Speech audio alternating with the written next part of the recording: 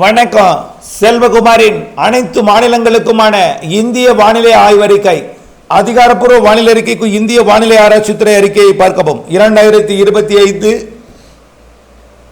June 29 ஞாயிற்றுக்கிழமை அதிகாலை நிலவர ஆய்வறிக்கை. வானிலை அமைப்பு: ஒடிசா, மேற்கு வங்கம், வங்கதேசம் இடைப்பட்ட மேற்கு வங்கத்தை மையமாக கொண்ட ஒரு காற்றழுத்த தாழ்வு பகுதி உருவாகிவிட்டது.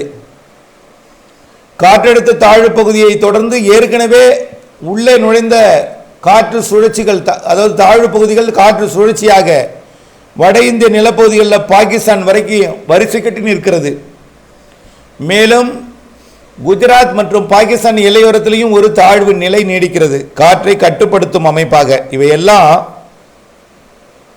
வெப்ப மற்றும் குளிர் நீராவி இணைவை பெற்று பல இடங்களிலே மழைப்பொழிவை தீவிரப்படுத்தி இருக்கிறது. இப்போ எங்கெல்லாம் மழைன்னா வடகிழக்கு மாநிலங்கள், அதை விட கூடுதல் மழைன்னு பார்த்தீங்கன்னா ஒடிசா, வடக்கு ஒடிசா, மேற்கு வங்கம், அதனை அடுத்து பார்த்தீங்கன்னா ஜார்க்கண்ட், பீகார், அதற்கு அடுத்தபடியாக பார்த்தீங்கன்னா ஒட்டுமொத்த உத்தரப்பிரதேசம், இமயமலை ஒட்டிய பகுதி, மேலும் உத்தரகாண்ட், டெல்லி எல்லாமே மழை தான்.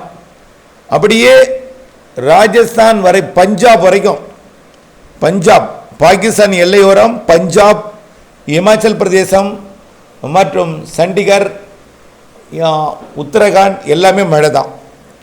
அதே போல் மகாராஷ்டிராவின் குஜராத் எல்லையோர பகுதி, ஒட்டுமொத்த குஜராத் நல்ல மழை.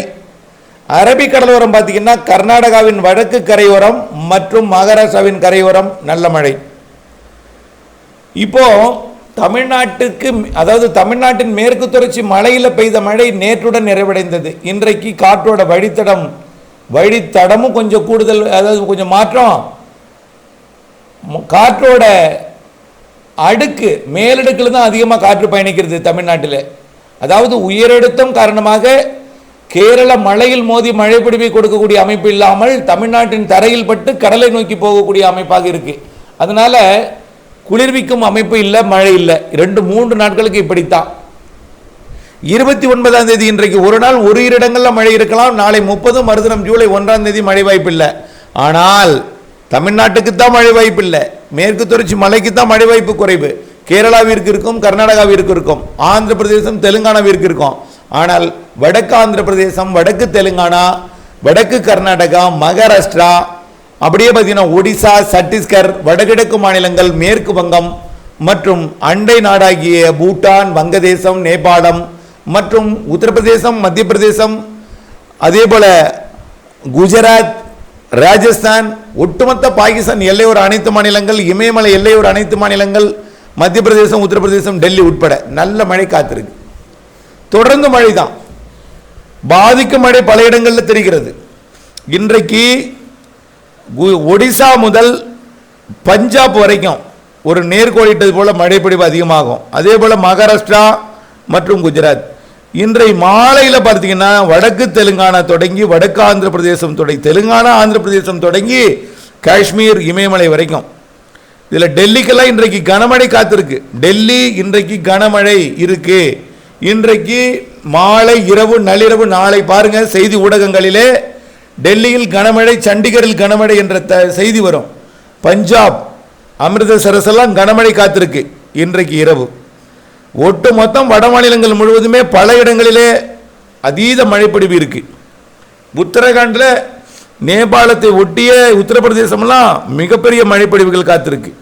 இந்த நிகழ்வு மிக மெல்லத்தான் உள்ள நகரம். அடுத்த நிகழ்வும் உருவாக போகுது. இந்த நிகழ்வே விசாகப்பட்டினம் தொடங்கி அருணாச்சல பிரதேசம் வரைக்கும், அதாவது ஆந்திர பிரதேசம் வடக்கு தொடங்கி அருணாச்சல பிரதேசம் வரைக்கும், தெலுங்கானாவின் வடக்கு பகுதி தொடங்கி இமயமலை வரைக்கும், ஒட்டுமொத்தம் டெல்லி, உத்தரப்பிரதேசம் மற்றும் மத்திய பிரதேசம், பீகார், ஜார்க்கண்ட், சத்தீஸ்கர், ஒடிசா, மேற்கு வங்கம் இதெல்லாம் பாதிக்கிற மழையாக தெரியுது சில இடங்களில். தொடர்ந்து இந்த மழைப்பொழிவு தொடர்ந்து தீவிரமாக தான் இருக்கும், தொடர்ந்து தீவிரம்தான். இதில் 1ஆம் தேதி என்ன ஆக போகுதுன்னா, வடக்கு ஒடிசா வழியாக இந்த காற்றழுத்த தாழ்வு நிலை பகுதி மண்டலமாகி உள்ளே போக போகுது. இதனால் என்ன ஆகும்னா, வடக்கு ஒடிசா, வடக்கு சத்தீஸ்கர், ஒடிசா சத்தீஸ்கர் முழுமையாகவே பாதிக்கும் மழைப்பொழிவு இருக்கிறது. ஜூலை 1ஆம் தேதியிலிருந்து வடக்கு ஒடிசா, ஒட்டுமொத்த ஒடிசா, சத்தீஸ்கர், பீகார், ஜார்க்கண்ட், மேற்கு வங்கம், இதில் குறிப்பாக புவனேஸ்வருக்கும் நாக்பூருக்கும் இடைப்பட்ட பகுதியெல்லாம் அதீத மழைப்பொழிவு காத்திருக்கு. தொடர்ந்து நாக்பூர் மகாராஷ்டிரா, தெலுங்கானாவின் வடக்கு பகுதி, மேலும் நாக்பூரிலிருந்து அப்படியே குஜராத்தோட காந்திநகர் மற்றும் அகமதாபாத், ஜோத்பூர், ஜெய்ப்பூர் போன்றவை வரைக்கும், அதாவது ராஜஸ்தான், குஜராத், மகாராஷ்டிரா, மத்திய பிரதேசம், உத்தரப்பிரதேசம் எல்லாமே நிறைய மழைப்பொழிவை தரப்போகிறது வரக்கூடிய ஜூலை 1, 2, 3 தேதிகளில். இது மழைப்பொழிவை கொடுத்து கொண்டிருக்கிற அதே வேளையில் புதிய சிஸ்டமும் ஒடிசா கடலோரத்தில் 3ஆம் தேதி வந்துடும். அப்போ தமிழ்நாட்டுக்கு மழை தரக்கூடிய அமைப்பு 2ஆம் தேதியிலிருந்து தொடங்க போகுது, 3ஆம் தேதியிலிருந்து தீவிர மழைப்பொழிவை கொடுக்க போகுது.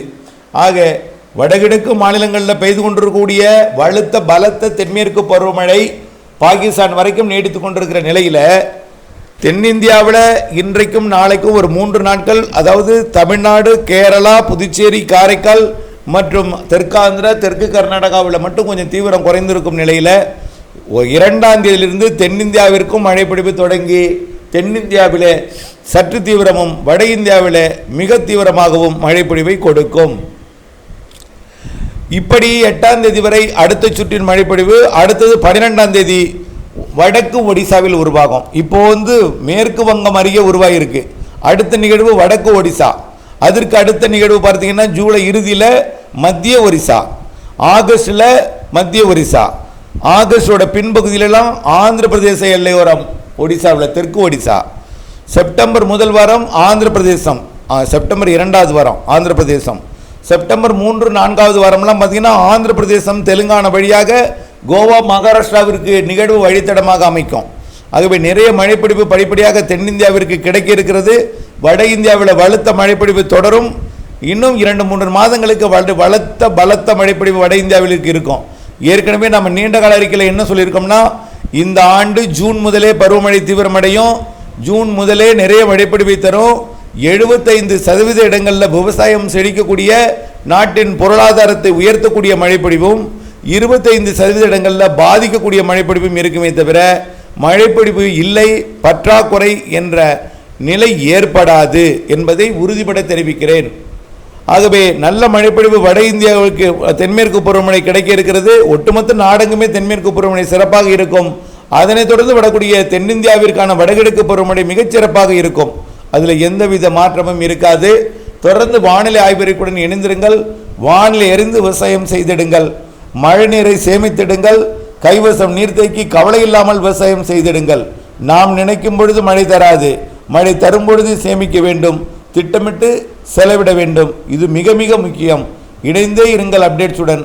வானிலையை அறிந்து விவசாயம் செய்யுங்கள். நன்றி.